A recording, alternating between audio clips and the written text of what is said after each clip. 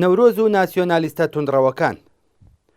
هەموو ساڵێ نەورۆز مەیدانی خەباتی نێوان دوو هێزی کۆنەپەرست و پێشکەوت و دیکتاتۆر و ئازادی خواست، شادی و مەرگپەرستی، هیوا و بێهیوایی، سەما و گۆڤەند لەگەڵ تازیەباری و گریان و شیوەنە.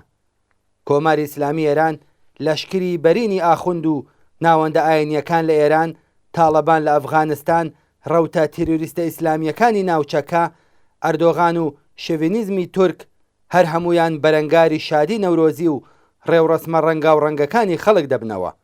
لە کۆماری ئیسلامیدا کە ساڵانە دەیان عەزاداری گشتی بوونی هەیە و تەنانەت شادیەکی گشتی ڕەسمی بۆ خەڵک بوونی نییە، لەگەڵ هەر ئەم شادی و جەژنە گشتیە لە ڕۆژانی یەکەمی ساڵدا قین لە دڵانە هەڵسوکەوت دەکات و دەست ئەداتە چاواشەکاری و سوکایەتی پێکردن و داوا لە خەڵک دەکات کە لە ڕێو ڕەسمە نەورۆزیەکان و چوارشەممە سووری تا سیانزە بە دەرخۆ بە دوور بگرن.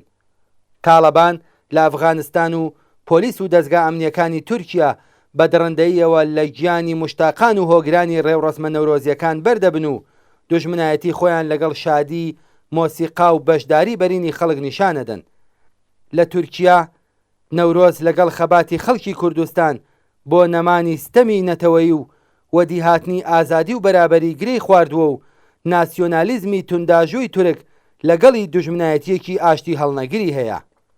بەڵام لە ئێران سەرەڕای دوژمنایەتی حکوومەتی ئیسلامی لەگەڵ نەورۆز، ناسیۆنالیزمی توندڕەوی ئێرانی و تەنانەت مێدیاکانی وەک BBC فارسی و هاوبەشەکانیان سەرەڕای ئەوەی کە ئەزانن هەموو خەڵکو بە تایبەت لە کوردستان ڕێوڕەسمی شکۆداری نەورۆزی بەڕێوە دەبن. نەورۆز تەنها بە فارس زمانەکان پیرۆزبایی ئەڵێن و بە سوڕاندنێکی قەڵەم خەڵکی غەیرە فارس زمان لە شادیە نەورۆزیەکان دەسڕنەوە و تەنانەت لە پیرۆزباییەکی سادە و بێهەزینەش خۆ دەبوێرن.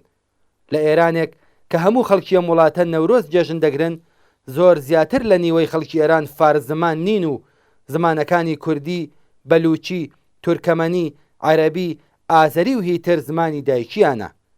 گەورەترین و شکۆدارترین ڕێوڕەسمە نەورۆزیەکان لە ئاستی جیهاندا لە کوردستان بەڕێوە دەچێت، بە جەمعیەتێکی سەدان هەزار کەسی و تەنانەت ملیۆنی لە تورکیا، سووریا، ئێران و عێراق لە ناو شکۆدارترین فێستیڤاڵەکانی مۆسیقا، ڕەنگەکان، سەما و شادی پیر و لاو و ژن و پیاودا.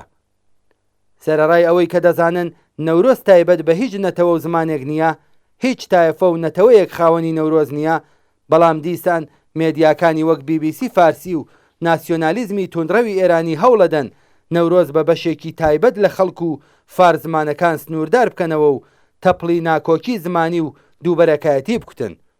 ئەوەش لە حاڵێکدایە کە زیاتر لە 15 وڵاتی جیهان و میلیۆنها کەسی تر لە ئەوروپا، ئامریکا، ئوسترالیا، کانادا، ئافریقا و شوێنەکانی تر نەورۆز جەژن دەگرن. بێگومان پیرۆزباییکردنی جەژنی نەورۆز لە فارس زمانەکانیش جێگەی خۆیەتی، بەڵام بۆچی تەنیا فارس زمانەکان؟ بۆچی نابێت لە خەڵکی کورد، بەلوچ، ئازەری، ئەفغان، گورجی، ئەرمەنی، تاجیک و زمانەکانی تر پیرۆزبایی بکرێت؟ ئەم بەرچاوتەنگیە لە سەروبەندی بەهاردا بە خاترین نەزانین و نەدیتنی واقعیەتەکان نییە. لە کەلتوری ناسیۆنالیزمی بەرچاوتەنگ و کوردبینی ئێرانیدا هاوپشتی نەتەوەکان و خەڵکی جۆراوجۆر کە ڕێز لە نەورۆزەگرن هیچ جێگایەکی نییە. ئەم جۆرە هەڵسوکەوتانە دش بە مەسەلەی نەورۆز لەگەڵ واقعیاتی مێژوویی، کەلتوری، سیاسی و خەڵکی ناوچەکە ناتەبایە. نەورۆز لە هەموو ئەو خەڵکەی کە ڕێز لە نەورۆزەگرن بە هەر زمان و نەتەوە و لە هەر وڵاتێک کە هەن پیرۆزە و بەهاری هەمووان شاد بێت.